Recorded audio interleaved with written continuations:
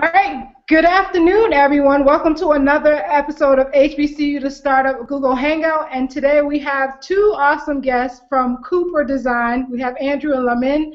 I'll allow them to go ahead and introduce themselves. But before we get started, and I'll keep reiterating this point, but know that on the left-hand side, there's a toolbar where you can insert your questions. If you're watching live in the Hangout, you can type in your questions from that toolbar.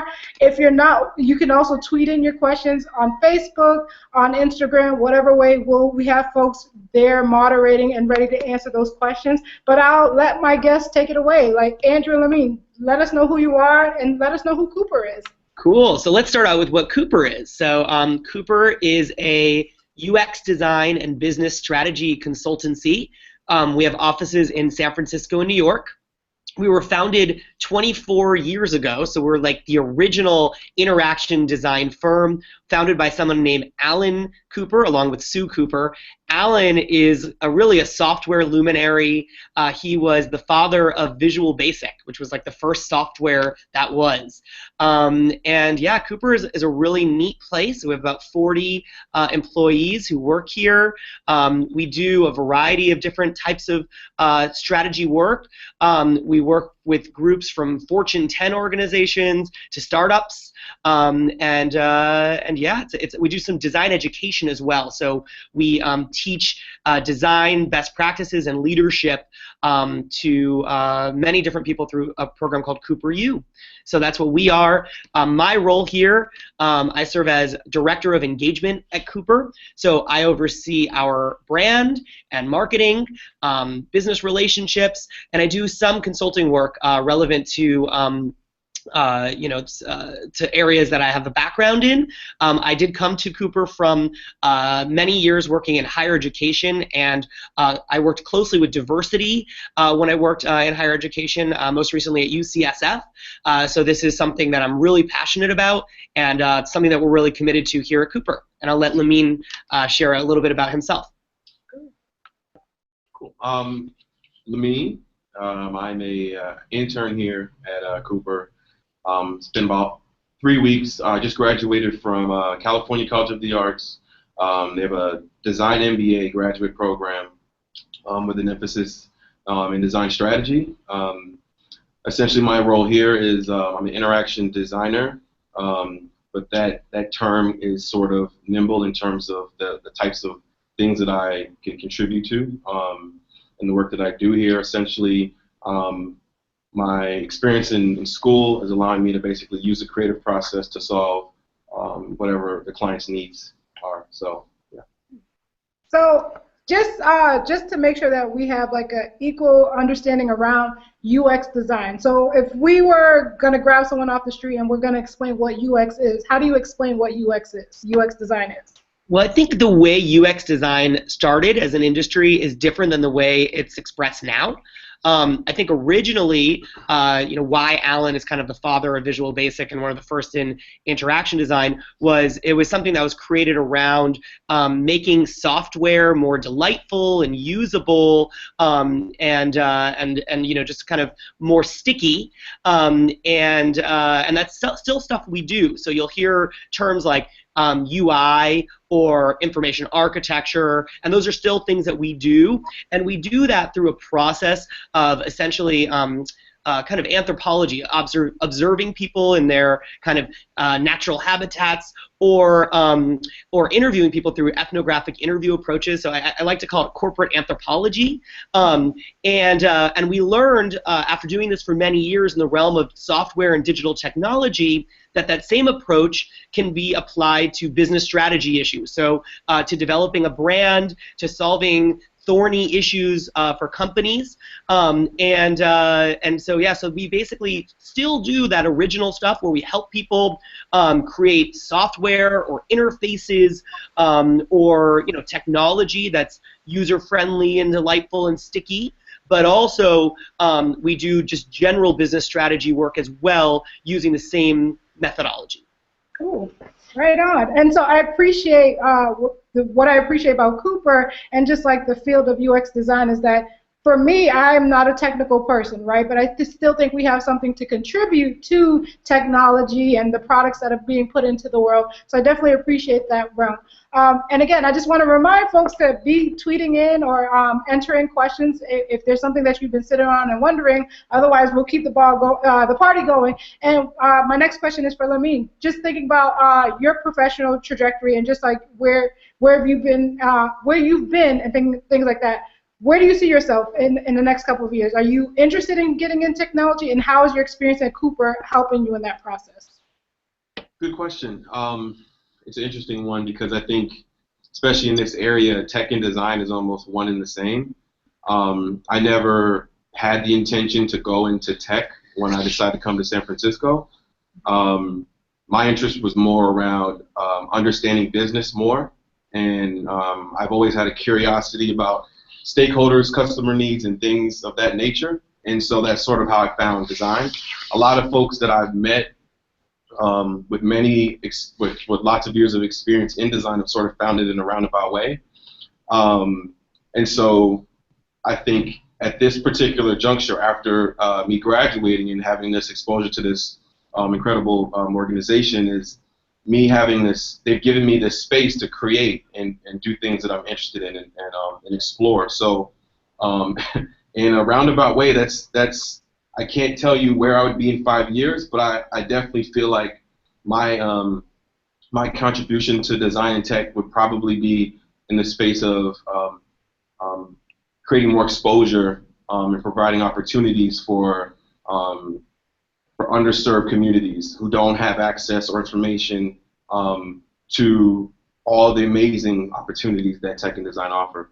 Cool. And speaking of, thank you for that. And speaking of, underserved communities and underserved populations, Andrew, you said your work in your previous role focused on diversity and inclusion, and that's the work that you're continuing with Cooper. And so, just talking about what are some of the ways that you all at Cooper are starting to think about diversity and inclusion and entering in the conversation around diversity and inclusion, and ultimately, how have you been able to interact with diverse populations? Yeah. So, I mean, one thing that I found coming into this industry in general, not Cooper in particular, but just the industry as a whole, is that it is not very diverse.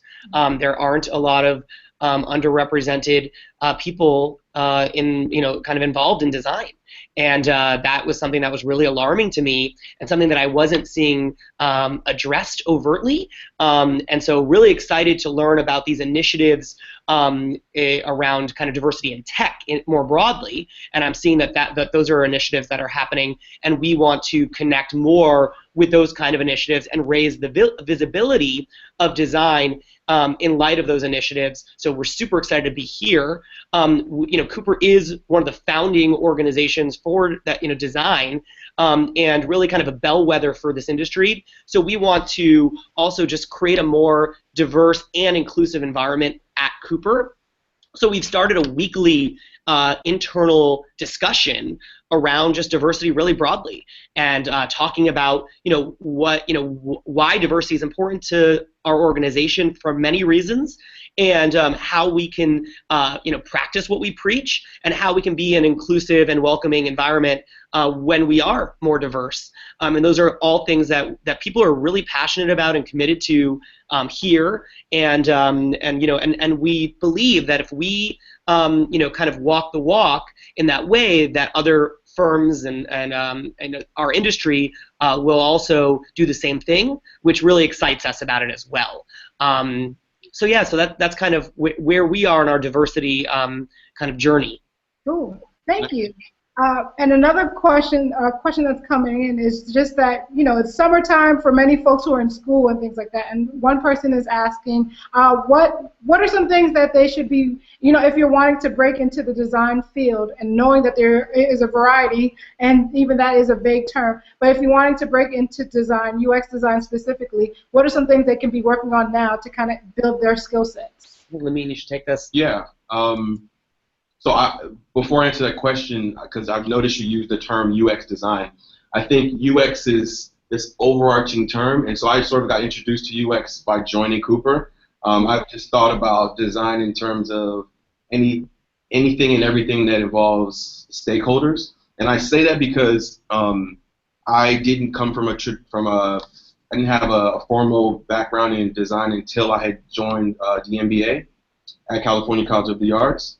So my first exposure to design was my curiosity in finding out more about business, right? And so I went to that school, learned about business, then I learned about the creative process and understanding that there's different phases that I can go into or lean into, whether that be research or prototyping or specifically maybe synthesis of insights from research. And so if you go online and you look at positions, every company kind of like brands or calls each position a different thing, but you can get like the gist of where they're going when you read the description. And they segment these roles into different parts of the process for a client. And so if you were to create a portfolio and you have an idea of where you would like to contribute in terms of like the creative process, or maybe you want to show a breadth of all the work you've done, focusing your portfolio projects on what part of the creative process I think is really valuable. And for example, me, at a career fair at California College of the Arts, that's a mouthful. I talked to the director of interaction design here, and we both come from industries that are different, right? But I think design, everybody, in my opinion, is a designer at heart. Mm-hmm. So we sat down at the table, and you're just talking like people. And she expressed her interest. She expressed what makes her tick, and I did the same. And then I began to talk about what it is about the creative process that I value, that I feel strongly about, and then I shared projects to speak to that. And I think if someone was interested in breaking in, it's just a matter of being curious and bold enough to send an email to an agency saying, this is some of the work I've done. I'd love to start a conversation. And I think that's sort of what you're going to get from, that's sort of what these agencies are expecting, yep. Most of them. Something else I would like to emphasize is that there's a lot of self-study that you can do to become familiarized with the terminology and the approaches of design. I actually sent a link to you just in the Google Hangout to a document that that we put out on our blog, which is like a self-study guide to books and other resources that you can use to familiarize yourself. So this is an area where you can really, you can really teach yourself, and then supplement that with hackathons or kind of supplementary professional courses, so that you get some hands-on experience. I will say that what's exciting about this industry is that it really embraces knowledge from a diverse set of perspectives, and I mean diversity in every sense of the word. So if you look at Cooper right now, we have people who are farmers and dancers, neuroscientists, lawyers, people with tons of different backgrounds who bring those perspectives to different projects, and that's something that's very much embraced. I actually like to say that I believe that UX design is like the liberal arts of tech, and that really all types of education are embraced in this type of organization. I love that. I love that. Design is the liberal arts of tech, and so for those of us who are not technical, there is hope. There's room for us, and I think there's room for us to kind of apply our knowledge, our critical thinking skill sets, exactly. That may not be in a technical skill set, but still be equally as valuable. So I love that. I think I think the most important thing is empathy, understanding if you care about the user of a thing, of a product or a service, that is really what is going to make you successful. And so educational backgrounds and things like anthropology in particular, sociology, psychology, behavioral sciences, neuroscience, I think those types of things are very helpful, though you can be a mathematician, a philosopher, or a dancer, and those will also be helpful. One thing, and just to piggyback off everything you were saying, in terms of breaking into the industry, I think when I say that anybody is a designer, by that I mean whatever you're passionate about, you can turn into a project. And I think in that's portfolio worthy if you do your due diligence in terms of using the process. And people will be curious to see what you come up with, and then you never know who you're going to meet. And I think it's a great opportunity for networking when you have something of value that you're interested in to share. I would like to jump in and say one more thing, if that's okay. Yeah, please do. We have three flavors of designers here at Cooper, and really it's a helpful kind of paradigm as you think about ways to enter a place like this to understand like which of those perspectives that you might bring to the table. So we have one group that we call generators. Generators, I'm a generator, are people who are kind of big ideas, think outside the box, people that throw lots of ideas at the wall, really creative types. Often high energy, no idea is a bad idea kind of people. Those people are always paired at Cooper with what they call synthesizers, and synthesizers are more methodical, a little bit more, really ask tough questions, a little bit more analytical, really a little bit slower moving. They'll often kind of test, the assumptions of the generator. And so we call the kind of interactions between those two people, we say that's called pair design.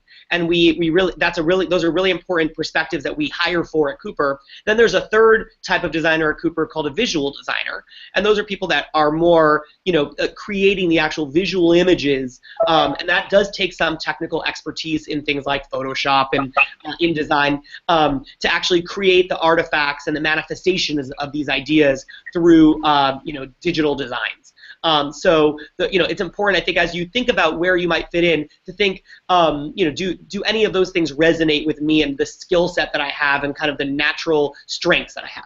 I totally appreciate you breaking it down that way. Every time I've heard about peer design, it's always been in the context of coding, right? Exactly. Like we code together and all that good stuff, which is great, but I'm not a coder, right? So I appreciate you breaking down the different levels of that.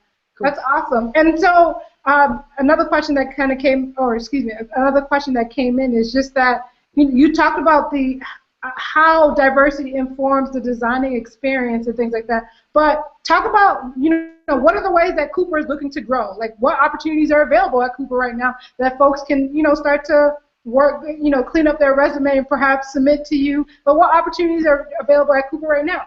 Yeah, okay, so I think there's a lot of opportunities. First of all, Cooper is really interested in partnering with organizations that are passionate about diversity, and one of the things that we want to do is, provide more opportunities for people to kind of use our office for events related to the topic.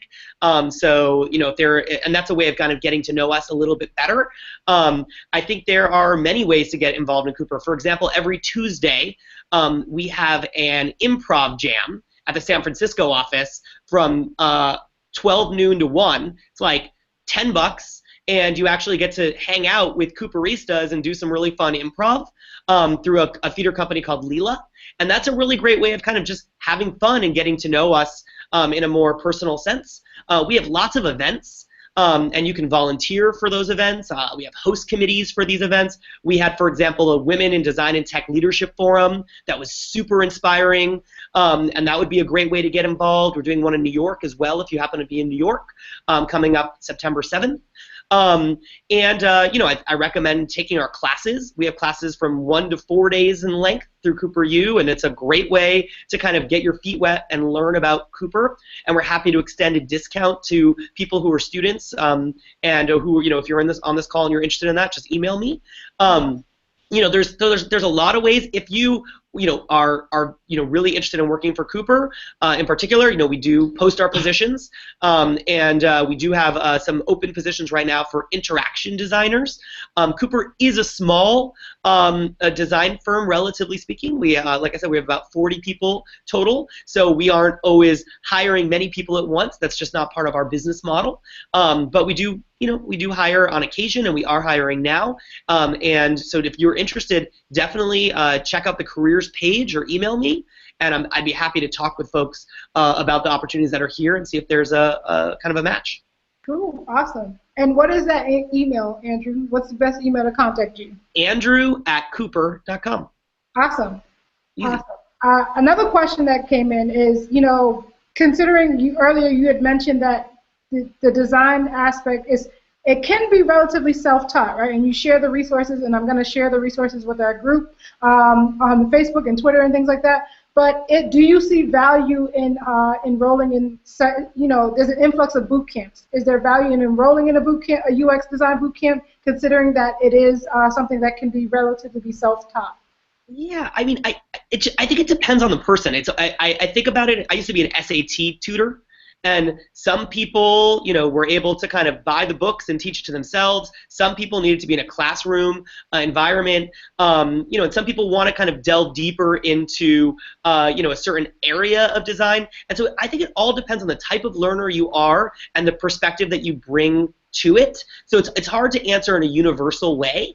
But I do think if you have to be very self-motivated and try to understand things from like a deeper perspective. It's not going to be just a few hours. It's going to be a few months of self-study before you're able to really feel comfortable with design. I also think there's ways to bring our approach, design thinking, to like anything you're doing presently, including like student projects, and no matter what your major is, whatever job you might have now. I will say that, for example, I was in higher education. I didn't have a design background, but I started to become interested in this field, and I started to read about and learn about design, and then bring those ideas and approaches back to the university. And by the time I gave my notice and said I was leaving, they were like, oh, like, that makes sense now. Like, I was wondering what. So I was almost becoming a designer in my old job, through applying, teaching myself the concepts and then applying them in real time in that job. So that's another alternative and a way that you can approach it is, design is a meta discipline that can be applied in almost any context. It's a way of thinking and a way of approaching problems. And so don't wait. Like, start learning about it and then start applying it in any way. Apply it to your extracurricular activity, apply it to your family, apply it to pretty much anything. Yeah. I can add to what he just said, just to emphasize the point about doing. It's one thing to like learn high level what the process is and what the principles are. I think that's very important. I don't think you need to necessarily pay for expensive classes to do that. If you can, great, because you'll get more insight. But it's more than anything, it's learning by doing.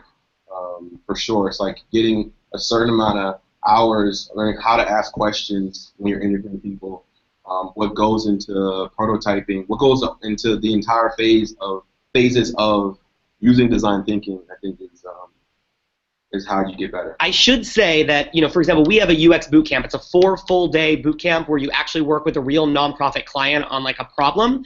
And before you would do something like that, though, you'd want to do pretty significant self-study. It'll make it a much more valuable experience. So these bootcamps, I think, are even more satisfying and fulfilling kind of after you've done a little bit of legwork to understand it. I know I took the bootcamp early in my career at Cooper, and I was sweating. It was really, really intense and really hard, but it was a really valuable experience. And what was great about it was working with that real client, actually getting to hear from the client, interview real stakeholders, and then actually pitch to a client your ideas in small groups of like 4 or 5. So that is a really valuable experience. Okay. And do the boot camps happen in San Francisco and in New York? For now, we have 2 a year in San Francisco, and we worked recently with the California Academy of Sciences to actually rethink their rainforest exhibit and make it a lasting engagement for people that interact with the rainforest exhibit. And we have one coming up with Glide Memorial, which is an awesome organization. It's the largest provider of social services in San Francisco, in addition to being a Methodist church. And we're working with them on kind of increasing engagement with volunteers who volunteer one time. And so those are examples of boot camps that we have that are in San Francisco. We are open to boot camps in New York, and we've had a few discussions to that end. Okay, cool. And the next question I have is wondering, in terms of the internship program, is it only for graduate students, or do you offer internship opportunities for undergrads who are looking to delve more deeper or build their portfolio? Yeah, both. We currently do have an undergrad intern who works in marketing with me, and that's actually one of the nice ways of getting into design is you don't have to do it as a designer. If you work at a design agency, you will learn design from almost any job that you have at that environment. And so, for example, we have an intern right now, Daniela, who's a currently rising senior at UVA, and she brings a business and psychology background to Cooper, which are great backgrounds for design. She's been contributing greatly to marketing, but in the process, learning a ton about design, and she's pretty interested in pursuing design as a career now that she's had that exposure, but is able to add value, immediately because she's working in marketing and she has that kind of academic background. Awesome. Cool. And so, wanting to invite more people to ask questions, but we have a couple more minutes before we have to wrap up. And so, are there any final thoughts that you all will offer to our community, just things for them to think about, or advice in terms of what they should be working on? Anything you all want to offer as we begin to wrap up? Yeah, I mean, I think that as we mentioned, this field, it actually needs diversity to be effective. I think there's power in diversity in this field more than almost any field I can think of, because we want to create amazing experiences for all kinds of different users of products and services. And so diversity is of tremendous value and is way underrepresented here. So there is so much opportunity for more perspectives to be represented. So please consider this discipline. Mention it to your friends. I think this, and honestly, it's analytical, it's rigorous, but it's really fun. It's really engaging. You can make a lot of impact, and you can really actually help a lot of people, both on the corporate level, but also in the nonprofit space, and in so many different ways. That the opportunity to make impact is really great. So, Lamine? Yeah, for me, I think the value in diversity, at least from the perspective of being a person of color, is like showing your thinking, and I think that's what the industry is sort of thirsty for, or curious to bring in more of. So on the projects and the work that you do, I think just feeling empowered to be bold and express where you're coming from and the cultural context that you're coming from, and it's something that I'm learning to do more and more, even today. So I think that's what I would just encourage young tech and design folks that are pursuing their careers. Yeah. So. But it's so much fun. It really is. I mean, I've worked in a lot of environments, and this kind of environment is like very authentic, very real, very fun. People bring their true selves. It's a really, really neat thing that I haven't experienced yet in my career. So it's cool. I have to piggyback on that, and that's not him. That's not lip service or him just overselling. I mean, again, I've been here for 3 weeks, and I feel like I'm having a good time in working, and those two terms never really came together for me until my time here. So I think it's a great industry in general. Yeah. Cool. Awesome. Well, I want to thank you all for your time and chatting with us and engaging with our audience, and just letting people know about a different route, right? Because I think, particularly if you're in the Bay Area, but any major metropolitan city, there are like tons and tons of coding boot camps, and those are cool. Like, if that's your passion, that's good too. But I appreciate you all sharing another way of thinking about technology. And in fact, I think it helps to enhance the products that are going into the world. So thank you for pushing our thinking. And I want to encourage y'all to follow up with Andrew and Lamine. Like, to follow up with them if you're interested in learning more about the design field. Follow up with them. And with that, that's all we have. Thank you to our guests. Y'all have a lovely afternoon, and we'll stay connected. Bye. Bye. Thank you.